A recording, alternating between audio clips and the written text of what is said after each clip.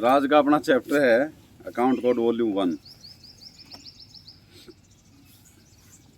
LS का जो paper 3 है ये उसका पार्ट है और 50 नंबर की बुक है। ये इतनी ज़्यादा मुश्किल नहीं है, बड़ी आसान बुक है। और इसके अंदर मेन जो चीज़ हैं रजिस्टर्स, इसके बारे में। इसके अंदर रजिस्टर, बहुत सारे रजिस्टर हैं जो डेली अपने ऑफिस के अंदर जो यूज़ होते हैं वो रजिस्टर हैं इसके अंदर सारे।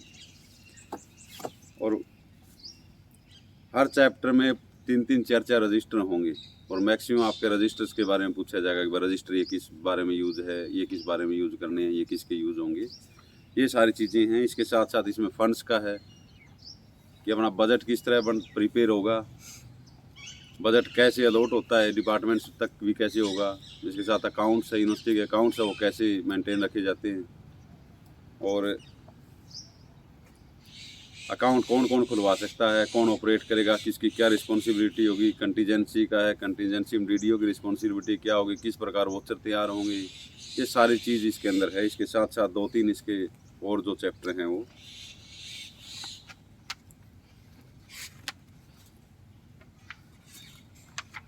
जो रिसर्च फार्म का है। इसके अंदर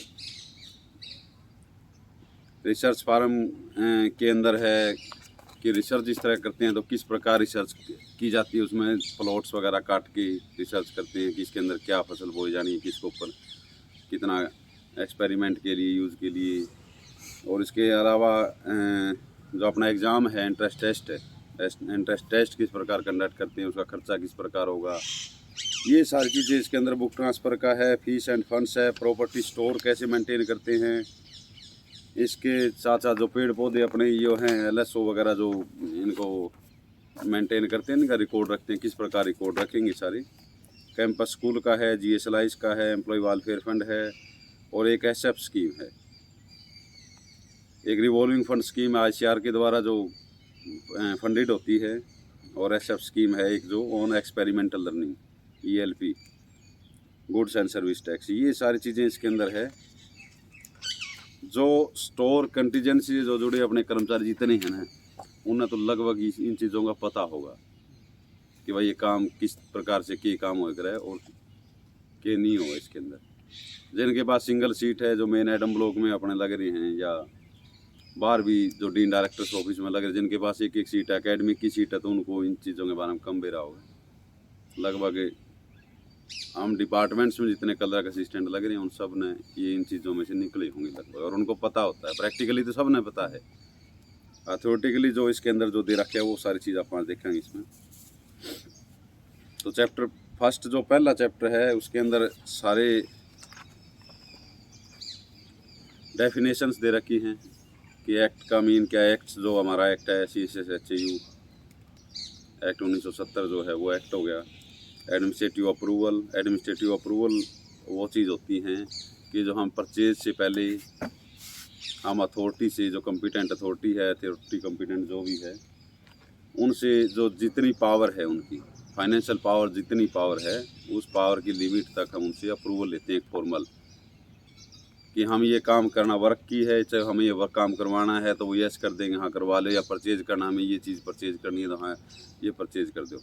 इसके बाद फाइनेंशियल का जो सेंक्शन की बात आती है, जो फाइनेंस से मैटर की कितने पैसे की है, इतने पैसे की है और इस प्रकार करेंगे, तो उसके बाद अलग चीज़ होती है। उससे पहले एडमिनिस्ट्रेटिव अप्रूवल होती है।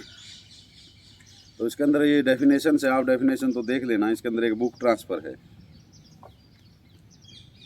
बुक ट्रांसफ़र का मतलब ये होता है कि जहाँ पर एक स्कीम से दूसरी स्कीम के अंदर पैसा आपको ट्रांसफ़र करना है, कोई अलग से वोचर नहीं बनाते। एक बुक ट्रांसफ़र एंट्री का एक वोचर होता है, उसके अंदर हम प्लस माइनस करके कोई भी अगर कोई गलती होगी हो, कई बार वो मैंने थोड़ी देर पहले बताया जो इस तरह टेम्प्रेरी एडवांस का है, टेम्प्रेरी एडवांस ले रखे, एक ड्रा करवा लिया, 3 लाख रुपया खर्चा हो गया, उसमें 2,60,000 40,000 बच गई, तो हम रसीद काटें वो यूनिवर्सिटी इनकम में चली गई। रसीद तो आप कोई भी काटो तो यूनिवर्सिटी इनकम में जाओगी। इनकम के अंदर से जब वो एक्चुअल में पैसा किसका है, उस स्कीम का पैसा है जिस स्कीम में से वो एडवांस ड्रा करवाया था, और उसके साथ में हम एक ट्रांसफर एंट्री वो सिर्फ बना के लगा दिया, तो वो university income, out of income में से जो पैसे गए हैं वो उस स्कीम के अंदर चले जाएंगे। तो इसके अंदर कोई कैश इन्वॉल्व नहीं होता, कोई चेक वगैरह से नहीं करनी पड़ती। एक ट्रांसफर एंट्री का वोचर बनाओ और एक स्कीम से दूसरी स्कीम में ट्रांसफ़र हो जाएंगी। इसके बाद एक कैश का इसके अंदर दे रखे डेफिनेशंस हैं कि includes legal tender coins, currency and bank notes, cheque, draft, payable on demand and also revenue stamp, ये सारी इसके अंदर इंक्लूड होते हैं। अंडर नोट में दे रखे है कि government security, deposit receipt of bank, debenture and bond accepted as security deposit are not treated as cash, service stamp are not cash but revenue stamp are cash. Service stamp है उसको भी cash नहीं माना जाएगा, revenue stamp cash में मानी जाएगी। आपके पास परमानेंट ये एडवांस होता है जो आरपी जिनको बोलते हैं, रिकूप जिनको करवाते हैं हम पैसे बार बार, इसके अंदर आप हर डिपार्टमेंट की अलग अलग लिमिट है अपनी अपनी, किसी में 5,000 है, किसी में 10,000, 20,000 है, मेरे ख्याल आउट स्टेशन पर लाख भी करा के 2 लाख भी करा के होंगी, इतनी इतनी है। उनके अंदर क्या होता है कि आपके पास 20,000 रुपये की मान लो लिमिट है एक आप पैसे वो कैसे दोगे? जब आपको कोई फाइनेंशियल सेंक्शन किसी परचेज के लिए एचओडी या किसी भी कंप्यूटर, एचओडी तक की पावर है, 50,000 की पावर है एचओडी की, तो फाइनेंशियल सेंक्शन मान लो 5,000 रुपये आपको किसी आदमी को कोई परचेज करना, रिक्वायरमेंट कोई आ गई, 5,000 रुपये उसको कैश लेके आने हैं, कैश परचेज करके लेना है कुछ ना कुछ, तो वो आपको क्या करेगा कि जो फाइनेंशियल सेंक्शन जो है उसके ऊपर वो आपको देगा, आप उसको रिसीव उसके ऊपर फाइनेंशियल सेंक्शन पर रिसीव करवा लो और वो अपनी फाइनेंशियल सेंक्शन मनी के पास रख दो, तो आपकी 15,000 प्लस 5,000 की फाइनेंशियल सेंक्शन, तो आपकी वो 20,000 रुपये हैं। इसी प्रकार अगर आपके पास कोई रिवेन्यू स्टैम्प पड़ी है, जो रसीदी टिकट जिनको बोलते हैं ना, वह अगर वो 50 रुपये की पड़ी है तो वो आपका कैश माना जाएगा। 50 की वो पड़ी है, 5,000 रुपये की आपके पास सेंक्शन पड़ी है, 5,050 और बाकी जितने बच गए 14,950 वो आपके पास कैश पड़े, तो मतलब ये है कि आपके पास 20,000 रुपये कैश पड़ेगा। तो अकाउंट आपका 20,000 का कंप्लीट, 20,000 की लिमिट है तो 20,000 कंप्लीट रखना चाहिए आपको। तो इसमें कॉलेज का है, कॉन्ट्रैक्ट का है, कॉन्ट्रैक्टर, कंट्रोलिंग ऑफिसर, ये सारे आपकी डेफिनेशंस फाइनेंशियल ईयर का दे रखे है कि 1 अप्रैल से 31 मार्च का फाइनेंशियल ईयर होता है। इसमें ग्रांट इन एड वो होती है जो ग्रांट हमारे गवर्नमेंट से या ICRC या अदर एजेंसी के थ्रू किसी भी प्रकार की कोई ग्रांट हमारी यूनिवर्सिटी के नाम पर जो दी जाती हैं, वो सारी ग्रांट होती है। अब इसमें हेड ऑफ अकाउंट आ गया, इसके अंदर एक ये है मेजर हेड, माइनर हेड, सब हेड, डिटेल्ड हेड, तो ये इसकी डेफिनेशन भी दे रखी है। साथ में इसका नेक्स्ट जो चैप्टर है उसके अंदर भी इसकी डिटेल दे रखी है कि मेजर हेड क्या है। मेजर हेड जैसे गवर्नमेंट हो गया, गवर्नमेंट की तरफ से पैसे है, एग्रीकल्चर, रिसर्च, एजुकेशन, वो मेजर हेड हो गया। माइनर हेड फिर इसके बाद हम उसको बाइफरकेट करेंगे कि रिसर्च के अंदर है, एजुकेशन के अंदर ये पैसे हैं। इसके बाद में फिर वो आगे यूनिवर्सिटी एडमिनिस्ट्रेशन के इसमें बजट के मामले में तो कंट्रोलर है। इसके अलावा या जो अपने कंट्रोलिंग ऑफिसर है इस कॉलेज या डायरेक्टरेट है, जो DR है, उनके पास पैसा गया। अब वहाँ से आगे एलोकेट होके वो पैसा डिटेल हेड में जाए। डिटेल हेड मीन्स वो एक स्कीम में चल जाएगा, पर्टिकुलर उसको नंबर दे देंगे और वो स्कीम में चला गया वो पैसा। और स्कीम के अंदर भी SOE वाइज जो पैसा होता है ना, वो SOE में जाता है, जिसके अंदर पे हो गया, ADA हो गया और GPF का पैसा हो गया, या इसके अलावा अलग TA का हो गया, कोई POL का हो गया, या M&S का है, OC का है, जो जिस हेड में वो पर्टिकुलर एक उसके अंदर इंडिकेशन होते हैं कि आप 21 SOE में से आप क्या क्या परचेज कर सकते हो। M&S के अंदर है तो आप जो कंज्यूमेबल आइटम्स है वो परचेज कर लो। OC के अंदर अदर चार्जेज के, फोटोकॉपी वगैरह की ये हैं। M&E के अंदर आप मटेरियल एंड इक्विपमेंट हो गया तो इक्विपमेंट परचेज करोगी। तो ये सारी चीज़ें इसके अंदर ये दे रखी है। सब हेड, डिटेल हेड का ये दे रखे हैं। Non recurring capital expenditure, non recurring वो हो गया कि जो परमानेंट जो हमारी चीज़ें होती हैं, जो बार बार हमें परचेज करने की ज़रूरत नहीं होती। कंज्यूमेबल हो गया, एक पेपर है, हमने पेपर ख़त्म हो गए, दोबारा परचेज कर लिया, यूज एंड थ्रू है वो। कंप्यूटर है, कंप्यूटर हमने ख़रीद लिया तो वो कंप्यूटर चलता रहेगा हमारा, तो वो परमानेंट जो रेकरिंग कैपिटल एक्सपेंडिचर है, जो उन चीज़ों के लिए या कैपिटल के लिए जो परमानेंट जो हमारी जो चीज़ें होती हैं उनके लिए कैपिटल एक्सपेंडिचर। इसके बाद SOE दे दिया। इसके अंदर SOE की डेफिनेशन, SOE की जो बताई थी कि जो SOE का मतलब स्टैंडर्ड ऑब्जेक्ट एक्सपेंडिचर है। ये portion of supply under each detailed है। डिटेल्ड हेड जो स्कीम के अंदर जो एक जो SOE जो बनाई जाती है, जिस तरह पे है, ये सारी चीज़ें ये SOE होगी इसमें अंदर। रीअप्रोप्रिएशन है कि फंड्स आपको लॉट कर दिए, उसके बाद में आपको ये लगा कि भाई ये कहीं इसमें और ज़रूरत है या इसमें फालतू है जो, तो रीअप्रोप्रिएशन मतलब उस फंड्स को दोबारा से वो अलॉट कर देंगे और रीअप्रोप्रिएशन होगी। रैकरिंग और रिवेन्यू एक्सपेंडिचर ये वो चीज़ होगी। नॉन रैकरिंग और रैकरिंग, नॉन रैकरिंग जो परमानेंट जो हमारी एसेट्स होगी, और नॉन रैकरिंग जो रैकरिंग होगी वो नॉन रैकरिंग के अलावा जो कंज्यूमेबल जो चीज़ें होगी, यूज एंड थ्रो की। जो टेक्निकल सैंक्शन इसके अंदर दे रखी है। टेक्निकल सैंक्शन ये चीज़ें आपकी उसके अंदर भी आएंगी, अकाउंट कोड 2 के अंदर भी आएगी। टेक्निकल सैंक्शन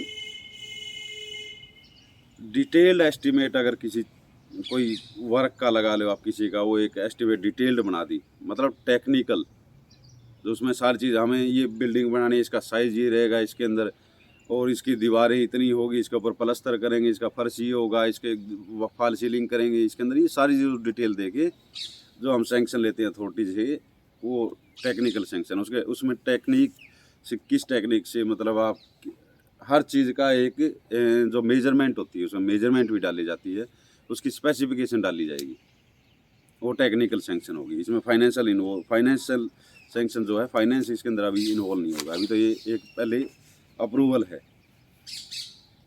तो यूनिवर्सिटी अकाउंट का जैसे इसके अंदर एक दे रखे है कि university accounts means the bank account in which all grants in aid and other revenues of the university are credited. जितनी ग्रांट्स आएगी, जो रिवेन्यूज जो आएंगे, वो इस एक अकाउंट के अंदर डाले जाएंगे। It also includes the current and saving account maintained by the engineering unit for making payments in connection with the university work. Engineering unit के पास क्या होता है कि हर यूनिट के पास जैसे जितने हमारे सब डिवीज़न हैं, सब डिवीज़न नहीं, जो एक्शन का जो ऊपर है अपना, जिसको बोलते हैं सेक्शन ऑफिसर, SO जितने हैं, या एक्शन का जो ऑफिस लगा लो, उनका अलग अलग एक एक अकाउंट अपना सबका इंडिविजुअल अकाउंट होता है। तो वो भी यूनिवर्सिटी अकाउंट्स के अंदर काउंट होते हैं। उनके पास ग्रांट आती है, पैसे आएंगे, उस पैसे में से जो वर्क करवाना है वो वर्क करवा लिया उन्होंने। It does not include accounts maintain by dean director etcetera. जो डीन डायरेक्टर जो अमेलगामेटेड फंड्स वगैरह से, उन फंड्स के लिए जो स्टूडेंट्स के जो फीस वगैरह में से जो कई बार कट के आती हैं, इन चीज़ों में अमेलगामेटेड है। कॉलेज बिल्डिंग CDF भी बोलते हैं इसको, CDF भी है, कॉलेज बिल्डिंग फंड होता है, कॉलेज डेवलपमेंट फंड होता है, ये सारी चीज़ें। इनके लिए जो अकाउंट्स, स्कॉलरशिप वगैरह के लिए, securities account pertaining to self finance scheme, examination fund है, इनके इस पर्पज़ के लिए जो अकाउंट्स डीन डायरेक्टर ने जो ऑपरेट कर रहे हैं, वो यूनिवर्सिटी अकाउंट्स के अंदर नहीं आते हैं। Other term used in this rule, such as academic council, finance committee, vice chancellor, dean controller, etc., derive their meaning from the act. Second is wherever in this rule any act or proceeding is directed or allowed to be done or taken on the certain day, then if the office is closed on that day, the act of the proceeding shall be considered as next जो working day है। अगर उस दिन छुट्टी हो तो वो next working day इसके अंदर ये काउंट होता है। आगे controllers power in matters of detail, आगे ये कंट्रोलर्स की पावर दे रखी है। Controllers in regard to inform है, मैनर ऑफ कीपिंग अकाउंट्स है, किस प्रकार से अकाउंट्स है, ये हम अकाउंट्स कैसे रखेंगे, बुक्स ऑफ अकाउंट है, फॉर्म है, register shall be substantially bound and numbered before the being brought into use। ये सारी चीज़ें इसमें डिस्ट्रक्शन ऑफ रिकॉर्ड है, किस प्रकार से डिस्ट्रक्शन करना है, ये इसके अंदर थोड़ी डिटेल दे रखी है। इसमें इतना ज़्यादा गहरा जाने की ज़रूरत भी नहीं है अपने को। इसके अंदर सारे इंडेक्स भी इतना प्रॉपर दे रखे है, और इसके अंदर आप चैप्टर वाइज जो इसका जो सब इंडेक्स जो इसके अंदर बना रखे हैं 1.7 का 8 का, तो इससे आप लगभग आप समझ जाओगे इसके अंदर क्या क्या है, कितनी चीज़ें हैं। Maintenance of court case register हैं, तो इसमें registrar shall maintain a central register of court case. तो ये कौन मेंटेन करता है, ये ऐसी चीज़ें आपको ध्यान रखनी चाहिए। कोर्ट केस की कौन मेंटेन करेगा, रजिस्ट्रार मेंटेन करेगा। इसका फॉर्म AU11 है इन 2 volumes, 1 for court cases in which the university is a plaintiff and other for the court case in which the university is a defendant. एक दो university ने court case कर रखे हैं, किसी के ऊपर करे यूनिवर्सिटी की तरफ से हुआ है एक उसका, और एक जो यूनिवर्सिटी के ऊपर जिसने केस किए हैं जिसमें यूनिवर्सिटी डिफेंडेंट हो।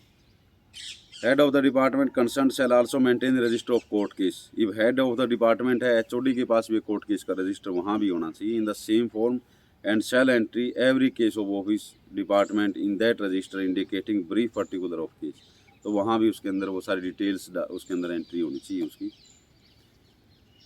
After entering the bill of legal advisor, advocates fees and other expenditure of the register of court case, and the head of the department will get the bill pertaining to the case entered in the central register of court case by deputing the concerned official along with the bill and the register of court case of the department. तो क्या क्या इसके अंदर entry होगी, उनके जो bills हैं, legal adviser के जो बिल्स हैं, लीगल एडवाइस कोई लिए उसकी चार्जेस क्या है, एडवोकेट की कोई कोर्ट केस में जो डिफेंड कर रहा है या जो भी हमारी तरफ से लड़ रहा है उसकी चार्जेस क्या है, वो सारी डिटेल इसके अंदर होती है। ऑडिट ऑफ अकाउंट, सब अकाउंट्स जो है उनकी ऑडिट के लिए हमारा 2-3 इसके अंदर प्रोविज़न है। एक तो हमारा जो लोकल ऑडिट है बैठे हरियाणा गवर्नमेंट का, और इसके अलावा एक जो चंडीगढ़ से आती है हमारे जो उसको बोलते हैं कौन से, एजी पार्टी, ऑडिट जनरल हरियाणा, एक उसकी तरफ से जो होती है। इसके अलावा कंट्रोलर भी करवा सकते हैं इंस्पेक्शन, जो अकाउंट्स से करवाते हैं कई जगह। तो इसके अंदर ये दे रखा कि किस प्रकार से इसकी जो प्रोसीजर क्या रहेगा। On accounts of the university except where not required shall be audited by the joint director RSC local audit department के द्वारा करी जाएगी। इसमें university shall pay to the government and audit fees as determined by the director local audit Haryana in accordance with the order of the government. तो हम जो auditor हमारा pre audit जो करते हैं हरियाणा गवर्नमेंट के जो ऊपर बैठे हैं अपने एडम ब्लॉक में, इनको इस काम के लिए हम पे करते हैं, यूनिवर्सिटी पैसे दे रही है उनको इस काम करने के लिए। तो नो अमाउंट और check thereof shall be drawn from the university account or any other account unless the joint director local audit या internal audit appointed in this behalf has recorded pre-audit। तो इसका ये है कि अगर कोई भी वोचर है, कोई पेमेंट यूनिवर्सिटी की किसी तरह की भी, वो ऑडिट के पास करे बिना वो नहीं हो सकती। किसी की तरह की पेमेंट कोई चेक नहीं काटा जाएगा, चाहे वो लोकल ऑडिट इसका हो चाहे प्री ऑडिट हो। प्री ऑडिट के जो अभी पीछे यूनिवर्सिटी ने जो निकाल रखे हैं ऑर्डर जो प्री ऑडिट के हैं, तो वो पेपर्स भी आप इसके अंदर साथ रखना। वो उसकी जो प्रिंट है वो निकाल के उस लेटर की वो कॉपी भी इसके साथ रखना। प्री ऑडिट का भी अगर इसके अंदर इन्वॉल्व, इसी का पार्ट है सारा अकाउंट कोड का ही।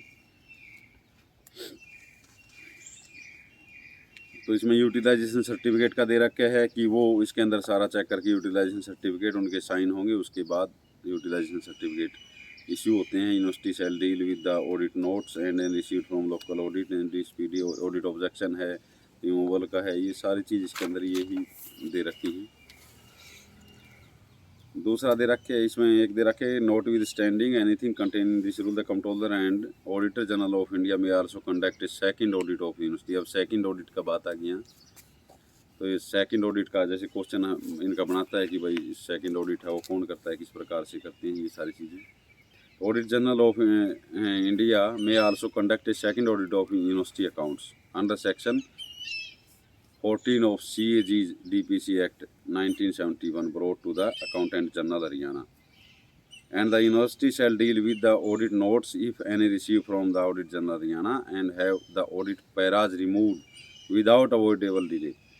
जो पैराज वगैरह जो ऑब्जेक्शन उनके हैं वो कटवाने, जो खड़े वो हमारी यूनिवर्सिटी के अगेंस्ट जो भी लग जाते हैं तो वो सारे रिमूव वहीं से करवाने होते हैं। तो इसमें any para which the Accountant General Haryana refuse to withdraw or which he may specially like to bring to the notice of the board shall be reported to the finance committee and the board of management whose decision shall be final and binding। अगर कोई ऐसा para हो जिसके लिए audit general जो चंडीगढ़ है हरियाणा वो refuse कर देते विड्रा करने के लिए कि ना ये यूनिवर्सिटी ने जो प्ली दी है ये गलत है और ये इसकी जगह हम ठीक हैं, तो वो to which he may specially like to bring to the notice, ये बोर्ड के सामने बोर्ड की नोटिस में लाएगा और फाइनेंस कमेटी के अंदर ये मुद्दा रखा जाएगा और उसके बाद में बोर्ड ऑफ मैनेजमेंट का जो फैसला जो होगा वो फाइनल होगा। इंस्पेक्शन बाय कंट्रोलर, अब ये इंस्पेक्शन आ गया है, कंट्रोलर अपने लेवल के ऊपर इंस्पेक्शन करते हैं। इसके अंदर हिमसेल्फ और brought his nominee the account of any university office, तो अपने नॉमिनी बनाते हैं वो अलग अलग, जैसे DA SDA में था तो मेरी भी ड्यूटी लगी थी वहाँ। तो इस प्रकार जो डिप्टी सुपरिटेंडेंट है लगभग इनकी ड्यूटी लगती है, या DA जो है उनकी ड्यूटी लगती हैं अलग अलग डिपार्टमेंट्स में। तो इसके nominee on accounts of any university office and to conduct a physical verification, और जो फिजिकल वेरिफिकेशन मतलब फिजिकली जो चेक करते हैं उनको, उसमें कैश का property and store in the charge of any office और इंस्टीट्यूशन ऑफ द यूनिवर्सिटी के अंदर जितने डिपार्टमेंट है उनके अंदर ये फिजिकली वेरीफाई करवा सकती है। Such inspection shall however not relieve the other employees to their responsibility in this behalf. तो मतलब ये इंस्पेक्शन है, इसके मतलब ये नहीं समझा जाए कि दूसरे कर्मचारी जो हैं उनको अपने मान रिस्पॉन्सिबिलिटी से वो फ्री होगी। तो सारी जो है कि ये एक अलग से इंस्पेक्शन होगी, सारी अपनी अपनी जगह अलग अलग इंस्पेक्शन है, वो सारी काम करती रहेंगी। इसमें power to amend this rule, तो इसमें ये रूल हैं जो अकाउंट कोड है, इसको अमेंड करने की पावर वाइस चांसलर की पास है। ठीक है।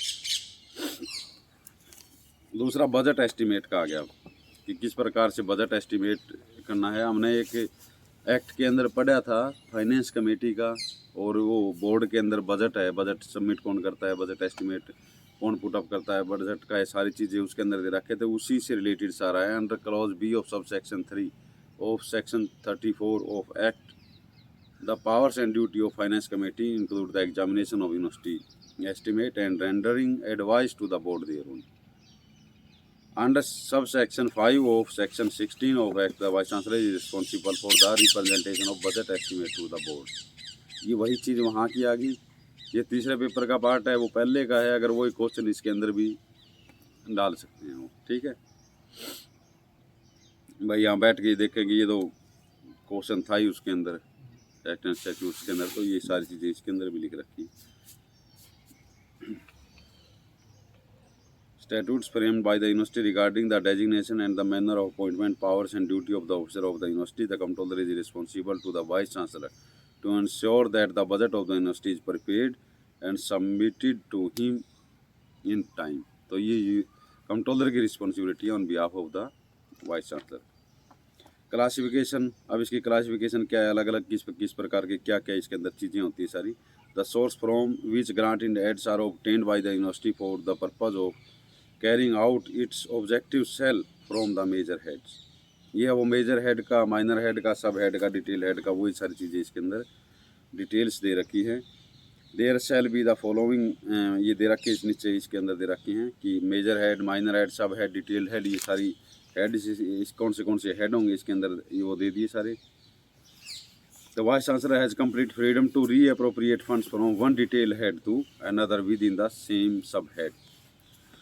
डिटेल हेड्स क्या थी, स्कीम थी, तो इसके अंदर ये दे रखे है कि वाइस चांसलर के पास पावर है, वो फ्री है इस चीज़ के लिए री अप्रोप्रिएट की, दोबारा फंड से एक बार अलॉट कर दिए उनको दोबारा से रिवाइज करके भी उसको फंड को अलॉट कर सकते हैं फ्रॉम वन डिटेल हेड, एक स्कीम से अनदर, एक से दूसरी के अंदर, within the same sub head, उसी सेम सब हेड के अंदर।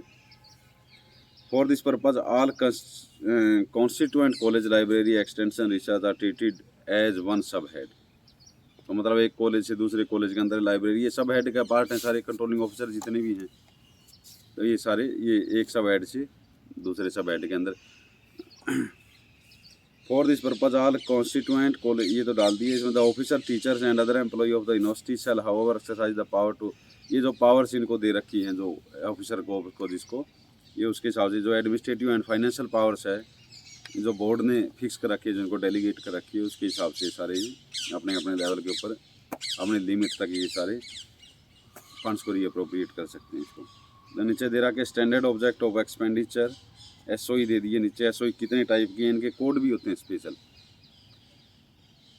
हर स्कीम के अंदर, स्कीम 1000 स्कीम है, उसके अंदर जितनी SOE होगी उनका उस SOE का कोड जो ये है ना, ये आपने BM10 और BM3 जब आपने बनाया होगा, BM3 के अंदर ये सारी SOE की कोड होती है सारी, BM10 के अंदर पोस्ट होती है, उनके स्केल होती हैं सारी, पे से रिलेटेड जितना SNE जो भेजते हैं शेड्यूल ऑफ न्यू एक्सपेंडिचर, अगले साल के एक्सपेंडिचर के लिए चन्नी जो बनाते हैं, उसके अंदर ये सारी चीज़ें आती है। अगर वो किसी ने बनाई होगी तो उनको पता होगा ज़रूर। BM10 के अंदर है पोस्ट का ग्रेड, स्केल, लीव इनकैशमेंट को रिटायर होने वाले हैं वो सारी डिटेल, एजुकेशन अलाउंस, जो सैलरी, जो पे जो ऊपर दे रखी है, कोड 1 जो दे रखी है, salary, PP, SP, NP, HRA, FMA, bonus, CC, cycle allowance and other allowances, DA का है। और ये सारी चीज़ें BM10 में आएगी। उसके बाद BM3, BM10 की जो टोटल डिमांड जो हमारी जो रहेगी अगले साल के लिए, वो उसके अंदर प्लस जो कंटीजेंसीज हैं या अदर किसी ऐड के अंदर, SOE के अंदर जो पैसा लेना हो, वो सारी चीज़ डिटेल देके वो सबमिट करनी होती है जो अगले फाइनेंशियल ईयर के लिए। तो बजट एस्टिमेट जो बन गया, वो बजट एस्टिमेट फिर हम गवर्नमेंट के पास भेजते हैं। गवर्नमेंट बजट जैसे अपने को ग्रांट दे दी, वो बोर्ड में पुटअप होता है। बोर्ड के अप्रूवल के बाद में वो यूनिवर्सिटी के अंदर फिर डिस्ट्रीब्यूट कर दिया जाता है, जैसे एज एंड व्हेन, जहाँ जहाँ जो जितनी रिक्वायरमेंट होती है उसके हिसाब से। Contents of budget estimate, budget estimate के जो कंटेंट्स हैं उसके बारे में दे रखे है कि 2.1 के अंदर जो दे रखा है, फर्निश द फॉलोइंग इन्फॉर्मेशन, इसके अंदर ये इन्फॉर्मेशन उसके अंदर डाली जाती है। ये summary of estimated receipt and expenditure which will show by major head and total estimated received from the various source and total estimated expenditure under each major head।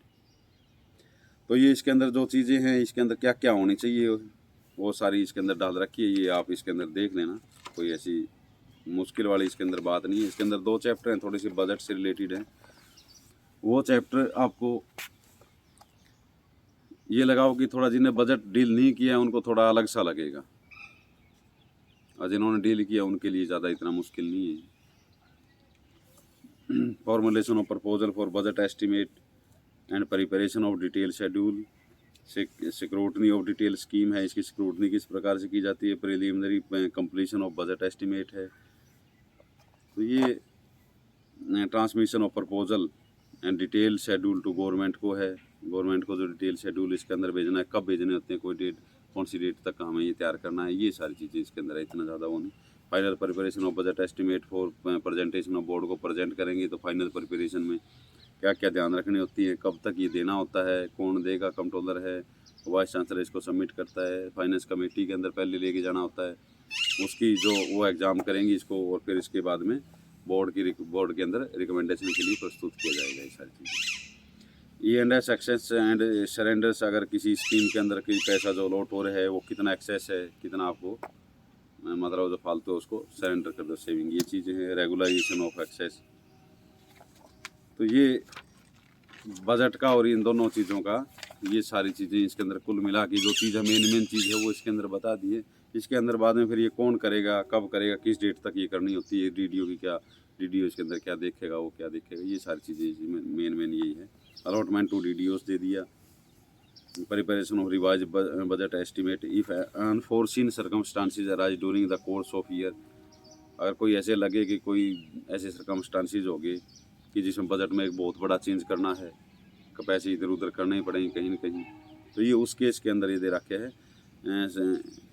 Course of the year requiring large scale change in the budget estimate approved by the board, the vice chancellor may direct the controller to prepare revise budget estimate. तो revise budget estimate कब करना होता है, जब एक बड़ा change उसके अंदर बजट के अंदर करना पड़ जाए, तो कंट्रोलर प्रिपेयर करता है और फिर दोबारा से उसको फाइनेंस कमेटी के रिकमेंडेशन पर बोर्ड के अंदर पुटअप कर दिया जाता है। अलॉटमेंट टू DDO, जब डिपार्टमेंट लेवल के ऊपर जो DDO है लास्ट, जहाँ के ऊपर बजट का जो खर्चा होता है, एक्सपेंडिचर जहाँ होता है, ये वहाँ अलॉटमेंट टू DDOs का मतलब जहाँ एक्सपेंडिचर होगा, लास्ट स्टेज जो उसकी बजट की आएगी वहाँ से फिर एक्सपेंडिचर वो कर पाएंगे। Schedule of expenditure, annual schedule of expenditure in respect of ICR and other agency scheme, तो ये submitted to the controlling officer by 15th of every year. Controlling officer shall scrutinize and forward it to controller of office by the end of October। तो हमने जो खर्चा जो किया है, किस महीने में कितना कितना खर्चा हुआ, किस हेड में हुआ है, किस SOE में हुआ है, तो वो सारा खर्चा डिटेल हम सबमिट करते हैं। कंट्रोलिंग ऑफिसर, कंट्रोलर का जो स्कीम का जो कोई कंट्रोलिंग ऑफिसर जो है वो फिर सारा करके इसको 15 अक्टूबर तक वो सारा कंट्रोलर को पुटअप कर देता है आगे। Demand of funds for ICR scheme, ICR scheme है, उसमें फंड्स की डिमांड है, हम कब करेंगे, कैसे करेंगे, उसके अंदर दे रखे है। कि department shall prepare annual demand of funds for ICR scheme and submit the scheme the controlling officer by 20 जुलाई तक। पर हर साल की जो हम जो डिमांड भेजेंगे वो 20 जुलाई तक हम इसको सबमिट करेंगे कंट्रोलिंग ऑफिसर को। द कंट्रोलिंग ऑफिसर उसका स्क्रूटनाइज करके सारा कंट्रोलर को 31 जुलाई तक भेजेगा और कंट्रोलर के बाद में फिर ये कंट्रोलर ICR को इसको भेजेगा। Demand of funds pertaining to AICRP scheme and ad hoc scheme shall be submitted. ये इसके फॉर्म दे रखे कि किस फॉर्म के अंदर हम वो आगे सबमिट करेंगे इसका। चैप्टर तीसरा यूनिवर्सिटी अकाउंट्स का है कि पीछे हमने देखा था कि अकाउंट्स के अंदर जो डिटेल आनी है, क्या इनकम है और वो सारी चीज़ जितने ग्रांट्स हैं वो सारी चीज़ उसके अंदर क्या क्या डाली जाएंगी। अकाउंट है, कौन इसको पर मेंटेन करेगा, किसकी जिम्मेवारी है, फॉर्म क्या होंगे, रिसिप्ट के क्या होंगे, तो आएगी तो उसका रिसिप्ट देंगे तो रिसिप्ट का क्या फॉर्मेट होगा, कितनी कॉपी देनी होती है रिसिप्ट की, कैसे रखनी होती है, सारी चीज़ें इसके अंदर दे रखी हैं as laid down in section 34 of sub section 1 of the act. तो एक्ट का जो जितना है, एक्ट के जितने प्रोविज़न हैं हमारे जो सेक्शन हैं उनकी सब की डिटेल्स जो दे रखी है वो सारी अकाउंट कोड, अकाउंट से रिलेटेड अकाउंट कोड के अंदर है, फाइनेंस से रिलेटेड जितनी है, और जो दूसरी हमने स्टैट्यूट्स के अंदर भी पढ़ी है जो हमारी, और अकाउंट कोड 2 में जो वर्क्स के रिलेटेड आ गई। तो ये सारी अलग अलग ये बुक्स इसी पर्पज इसकी ये बनाए रखी है इसके अंदर। The university account shall be general fund to which the following shall be credited. University account है, इसके अंदर क्या क्या क्रेडिट होती हैं इसमें। इनकम फ्रॉम फीस की जो इनकम है, एंडोमेंट्स है, कोई किसी ने दान दे दिया है, grants and property of the university. तो इनकम किसी तरह की हो, वो ग्रांट आई हो या प्रॉपर्टी की, यूनिवर्सिटी की प्रॉपर्टी से कोई इनकम हो या कोई फीस वगैरह की इनकम हो, ये सारी चीज़ें। Contribution of grants from the state government and the central government such as condition as may be imposed by the government. तो जो गवर्नमेंट कंट्रीब्यूशन जो आता है या ग्रांट आती हैं वो सारी चीज़ें। अदर कंट्रीब्यूशन जो है कि ग्रांट, डोनेशन एंड अदर बेनिफिक्शन, जो मतलब जो पैसा आता है वो सारा एक अकाउंट के अंदर कंट्रोलर के अकाउंट में आएगा। Manner of receipt of fund, अब मैनर रिसिप्ट हम किस प्रकार का उसको माने जाएंगे कि भाई हमारे पास ये कैश में लेना है, चेक में लेना है, किस प्रकार लेना है, ये वो सारी मैनर्स है। By direct payment into the bank account of controller, direct payment करवा दे, ट्रांसफ़र करवा दो, या payment direct to the university and its subsequent remittance to the bank. तो ये दो इसकी मैनर्स हो गई। इसकी रिकॉर्ड ऑफ, अभी उसकी ग्रांट इन एड जो आई है उसके रिकॉर्ड किस प्रकार से रखे जाते हैं इनकी सबकी, और कौन रिकॉर्ड इनका रखता है। तो grant in aid received from the government and cheque draft of for grant contribution etcetera received for credit to the university account shall be credited direct to the university account by the controller. तो ये controller इसको रखता है। Who shall at the same time keep a note of the same in a register. तो grant aid register जो हो गया, grant aid register के अंदर ये सारी चीज़ें एंट्री करके इसकी और उसका प्रॉपर रिकॉर्ड रखा जाएगा। दूसरा ICR स्कीम से जो आएगा उसमें separate register demand raise, grant received and the balance shall be maintained by the concerned head of the department DDO। तो ICR स्कीम से जो रिलेटेड है उसमें हेड ऑफ द डिपार्टमेंट या जो DDO है कंसर्न वही रखेगा। In this register the department will note down demand, वो सारी चीज़ें जो उसमें दे रखे है कि डिमांड है, रिसीव है, जो बैलेंस है वो सारा मेंटेन उसके अंदर करेंगे वो।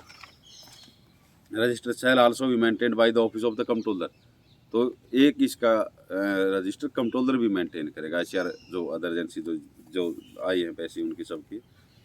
Controlling officer may however get a quarterly return in regard to all amounts due for more than 6 months from the concern department and review step take to recover the amount balance. अगर कोई balance amount रहेगा, grant sanction होगी वो 2 करोड़ रुपए की और university के पास credit हुए 1 करोड़, तो वो जो बाकी जो पैसे बच रहे हैं उनके पैसे के लिए कंट्रोलर जो पत्राचार है जो वो कंट्रोलर करेगा इसमें।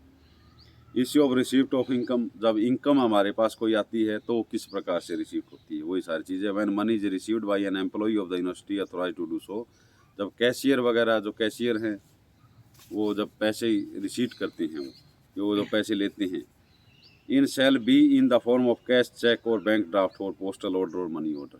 ये इनके फॉर्म में होना चाहिए, कैश हो, चेक हो, बैंक ड्राफ्ट हो, पोस्टल ऑर्डर या मनी ऑर्डर हो।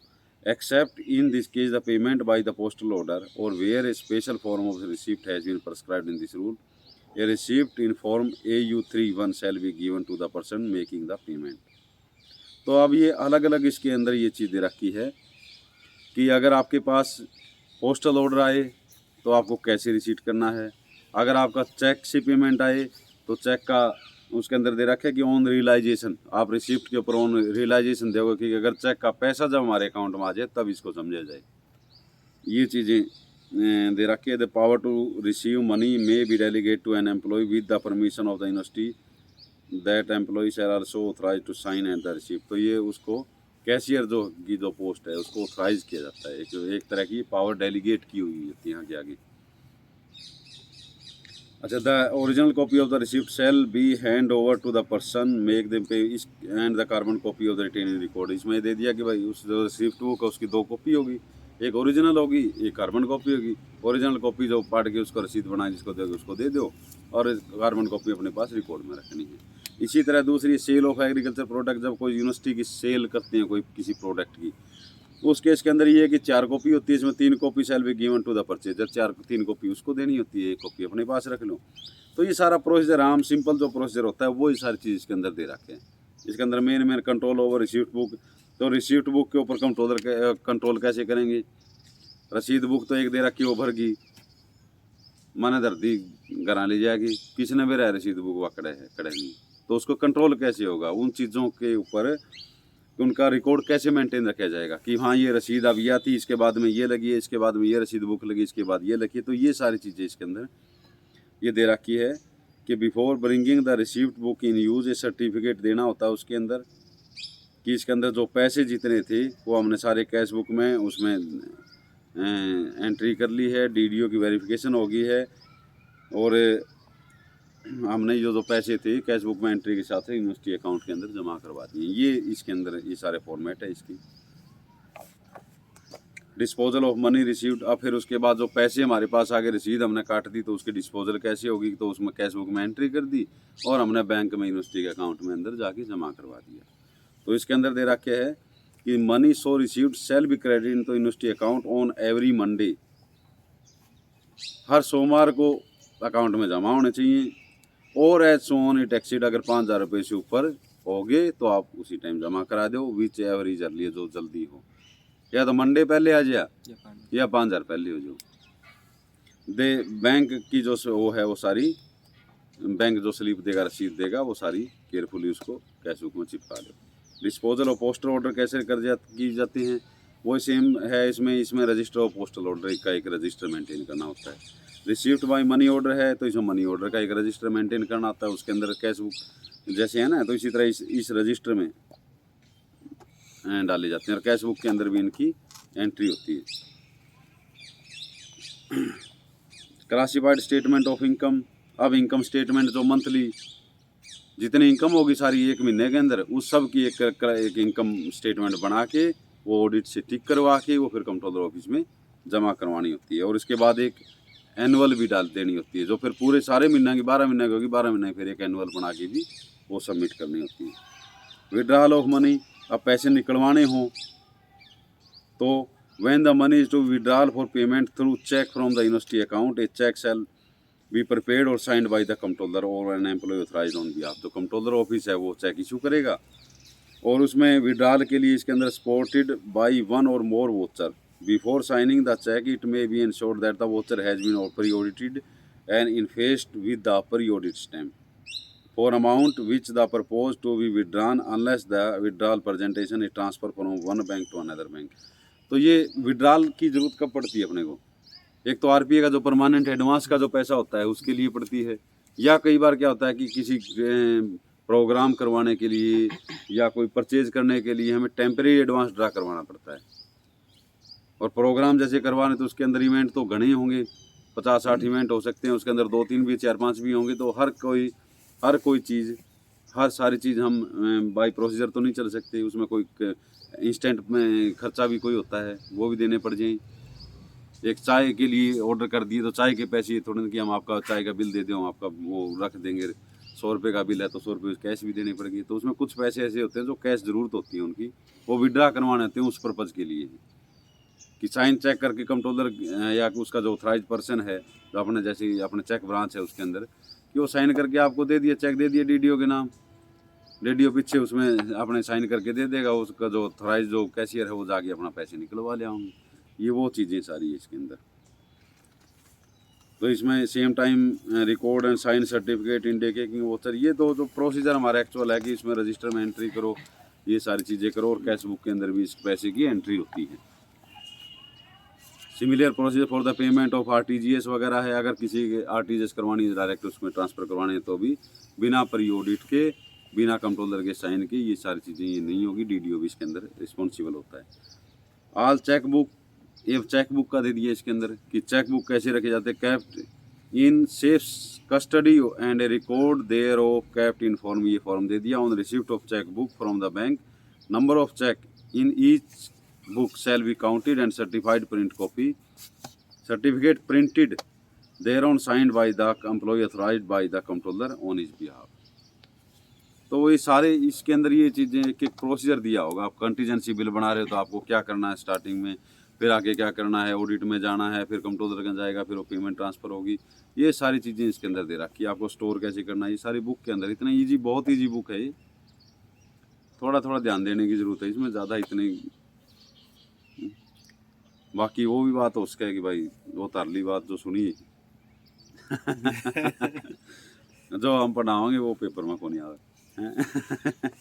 तो बस कोशिश कराएंगे बस सारा ही पढ़ा दिया, कोई 5-4% रह गया वो याद कर लेंगे वो लोग, उन 5-4 में ही आ जाएगा।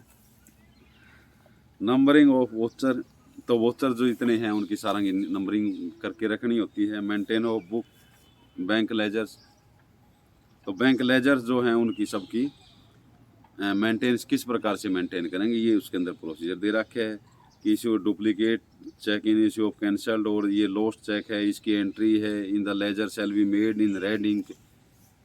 तो ये क्वेश्चन इस तरह ये ऐसे बनाए करें, कौन से चेक हैं जिनकी रेड इंक में एंट्री होती है, बताओ। अब बीच में ठाके बना दिया इसमें भाई ये ध्यान देनी है कि भाई जो चेक डुप्लीकेट चेक इशू करे, कोई कैंसिल कर दिया है, तो ये उनकी हम जो चेक गुम हो गए उनके रेड इंक में भाई लाल पेन से हम उसमें लेजर में एंट्री कर दी।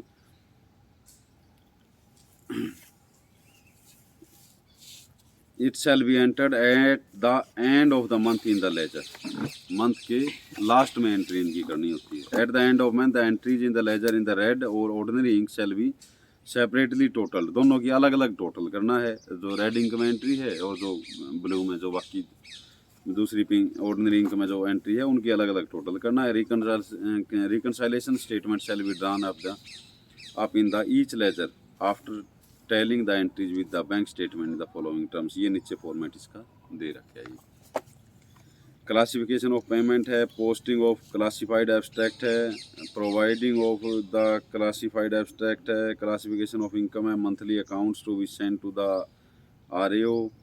तो ये इन्वेस्टमेंट है, इन्वेस्टमेंट का इसके अंदर एक दे रखे है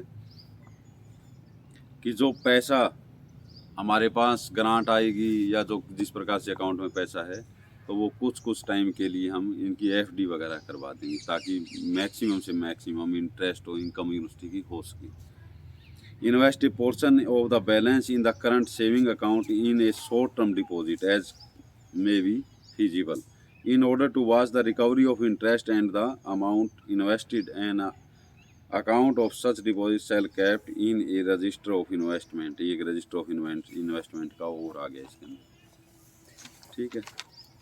तो आगे डीडीओ की रिस्पॉन्सिबिलिटी है। 2 मिनट का ब्रेक ले लेते हैं अभी।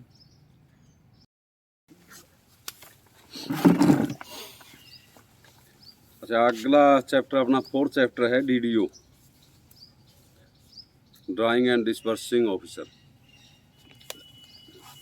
रिस्पॉन्सिबिलिटी दे रखी है डीडीओ की, क्या क्या रिस्पॉन्सिबिलिटी होगी।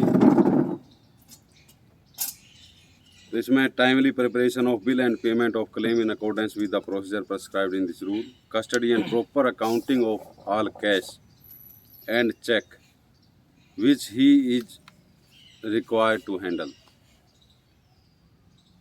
कैश का और जो चेक का कस्टडी, प्रॉपर कस्टडी डीडीओ के बिहाफ के ऊपर कैशियर जो काम करेगा, डीडीओ के बिहाफ पर कैशियर काम करता है। Arrangement for the timely realisation of all income for which he is responsible. तो जो इनकम, जितनी प्रकार की जो इनकम हमारी हुई है वो सारी उसके यूनिवर्सिटी अकाउंट्स में जाएगी, और उनका साथ जो टाइमली जो एक्शन इसके बारे में लेना होता है वो सारा उसके डीडीओ की रिस्पॉन्सिबिलिटी होती है। अब responsibility of employee handling money, जो कैशियर जो है, कैशियर के पास कैश का काम होगा सारा, तो उसकी क्या रिस्पॉन्सिबिलिटी है। Every university employee is personally responsible for money which passes through his hand, जो उसके हाथ से जो पैसा जाएगा उसके रिस्पॉन्सिबल वो है। And for the prompt record of receipt and payment in the relevant account as well as the correctness of the account in every respect. Account proper maintain रखेगा वो। प्राइवेट कैश और account for the employee should not be mixed up with the university cash. University का जो cash है, जो recruitment का जो permanent recruitment का जो एडवांस जो होता है, उसका जो पैसा है वो पैसे को अलग मेंटेन करके रखेगा। वो अपना पैसा खुद का जो पैसा है वो उस अलमीरा में या जो कस्टडी जहाँ भी वो पैसा रखता है उसके साथ इन्वॉल्व नहीं करना उसको। DDO shall ensure that only those employee handle money who have been duly authorized, जिसको ऑथराइज कर रखे है वही पैसा रखे, इसके अलावा दूसरा कोई पैसे का लेन देन या कोई हिसाब किताब ना रखे। अब कैश बुक है, कैश बुक को मेंटेन कैसे करनी होती है, तो इसका फॉर्म दे रखा है U3/3 as soon as the occur as attested by DDO। जो कैश बुक की जितनी एंट्री इसमें कैश की एंट्री जो कैश बुक के अंदर जितनी है वो DDO उसको टेस्ट करेगा। Under his overall responsibility by the an employee not below rank of superintendent, से नीचे का कोई DDO की पावर नहीं दे सकते। क्लास 2 होना चाहिए, सुपरडेंट से नीचे का आदमी नहीं होना चाहिए। To whom this power has been delegated under the authority of the university officer. The page of the cash book shall be machine numbered, machine numbering उसके ऊपर प्रिंटेड होनी चाहिए कैश बुक के ऊपर। Further on first page of the cash book following certificate, पर cash book के पहला जो पेज है उसके ऊपर ये सर्टिफिकेट देना होता है। फैचिंग और carrying the money, the employment of messengers to fetch और carry money should be avoided. यानी मैसेंजर्स जो है क्लास 4 जो कर्मचारी कोई भी है उसको पैसे उसको दे के भेजना बैंक के अंदर, तो जमा करवा दे या तो निकलवा के ले आ, ये ऐसी चीज़ें हैं वो उसको अवॉइड करना चाहिए। जहाँ अनअवॉइडेबल सर्कमस्टांसिस जहाँ हो, employee such an official for this purpose a man of responsible length of service and proven integrity should only be deputed. तो कोई ऐसे अगर कोई ऐसे सर्कमस्टांसिस आ जाए, कैशियर ना जा सके, कोई ऐसा रीज़न हो जाए, वो छुट्टी पर हो, बैंक में जमा करवाना पड़ जाए, तो ऐसा आदमी देखना है कि जिसकी रेपुटेड जो हो, जिसकी इंटीग्रिटी जो हो वो अच्छी हो कैश के मामले में। In all cases when the amount to be handled is more than 1 lakh, 1 lakh से ज़्यादा अगर अमाउंट जहाँ हो तो वहाँ सिक्योरिटी गार्ड या एक दूसरा जो स्टाफ है उसके साथ जाना चाहिए उसको हैंडल करने के लिए, बैंक से ले जाने के लिए, जहाँ भी जो खर्चा होना उसके लिए। तो इसमें 2 क्वेश्चंस पहले ही बनाए गए हैं कि मैसेंजर को दे के भेज दिया, इसके बारे में कमेंट करो, पैसा दे दिया या 1 लाख से ज़्यादा पैसा लेके गया है, तो कैशियर ने भाई कह दिया एक आदमी और जो मेरे साथ है भैया उसे जस्टिफाइड था या नहीं था, तो इस तरह की इसमें क्वेश्चन ये चीज़ बनाए जाते हैं। एक्नॉलेजमेंट ऑफ मनी, तो इसकी जो एक्नॉलेजमेंट है इसके AU31 फॉर्म इसका दे दिया by the carbon process from bound book, bearing book and page number by machine number और computer generated receipt. The original copy shall be given to the payer and second copy retained for the office record. ये वही procedure हो गया कि रसीद book होगी, रसीद book की कार्बन कॉपी ऑफिस के रिकॉर्ड में रखनी है और ओरिजिनल कॉपी उसको दे देनी है। Treatment of cheque in favour of DDO के जो फेवर में जो चेक आते हैं उनका, when a cheque in favour of DDO is received it should at once be entered in the receipt in the cash book. Cash book का जो receipt side जो है, एक साइड रिसीप्ट साइड है, एक डिस्पोजल साइड हो गया। Receipt side जो लेफ्ट साइड जो रिसीप्ट उसका हो गया और डिस्पोजल हो गया राइट साइड। तो रिसीप्ट साइड में उसकी एंट्री कर देनी है कैश बुक के अंदर कि भाई हमारे ये पैसे आ गए, उसको कैश माने जाए, कैश के इक्विवेलेंट माना जाता है उसको। Cash book in the appropriate column without waiting for the receipt of money from bank. तो जब वो उसको कैश करवा के लेके आते हैं उससे पहले जैसे चेक आ गया तो आप उसको कैश बुक के लेफ्ट साइड में जो रिसीप्ट साइड है उसके अंदर आप उसकी एंट्री कर दोगे। Manner of entries in cash book, तो इसके अंदर दे रखे requisite detail should be given in the cash book in the column of particulars. Particulars में डिटेल देनी है कि किस बार है, किस चीज़ का पैसा है, ये कहाँ से पैसा आया है, ये उसकी डिटेल दोगे। to identify nature of transaction. In column number of classification in the cash book, name of scheme in which the transaction pertains shall be entered. तो क्लासिफिकेशन के अंदर जो क्लासिफिकेशन जिस स्कीम का जो इनकम आई है, जिस स्कीम के जो आई है उसके अंदर वो उसकी डिटेल डालोगे कि ये पैसा कहाँ जाएगा. Voucher to be preserved. The concerned employee authorized by him shall keep a careful record of all type of bill paid, voucher and receipt. Daily closing of cash book. Cash book को daily close करना होता है. आप open करोगे कि आपकी cash की entry कर दी और आप क्लोज करोगे, चाहे वो पैसा आया हो चाहे वो पैसा गया हो. जिस दिन ट्रांजैक्शन होगी वो आपको उसके अंदर एंट्री करनी पड़ेगी.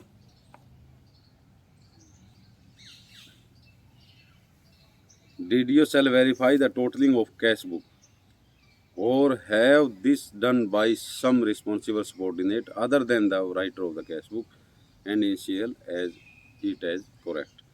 वेरिफिकेशन ऑफ मंथली बैलेंस, इसका वेरिफिकेशन करना है. तो एंड ऑफ द हर महीने के अंत में DDO और the employee to whom function responsibility in this regard to the cash book have been delegated under rule 4.3 should verify the cash balance in the cash book and sign a dated certificate in respect. तो monthly जब आपको इसके अंदर एक certificate देना होता है, cash verify करोगे कि कितना पैसा कैश बुक के अंदर है कैश और कितना इसकी चेस्ट के अंदर है, वो सारा आप वेरीफाई करोगे.